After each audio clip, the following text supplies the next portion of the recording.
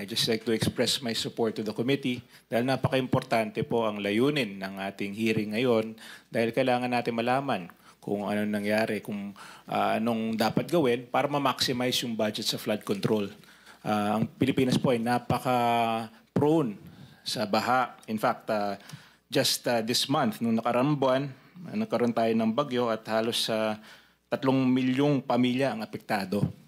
So, base po sa karanasan ko bilang Secretary ng Public Works, napaka-importante po ang master planning sa flood control. Kasi pwede mong ayusin isang section at bibilis yung daloy ng tubig, pero pagdating sa ibang section na walang flood control, maiipon yung tubig, mas lalala yung baha sa ibang areas. So, napaka-importante po na magkaroon tayo at suportahan natin ang mga master plan flood control projects. And there are master plan. I am aware, may mga master plan talaga sa DPWH.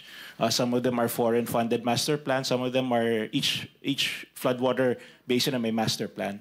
So, importante po, para sa akin, yung pondo ng taong bayan ay dapat nakatutok sa mga master plan projects ng DPWH.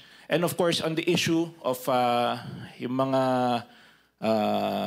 substandard, of course, we have to push for more accountability sa mga projects. Dapat dagdagan pa yung mga measures natin para hindi na maulit yung mga substandard projects na nung nagkaroon ng inspection si President Marcos na nakita siya mga substandard, ay yun ang kailangan natin solusyonan sa lalong madaling panahon.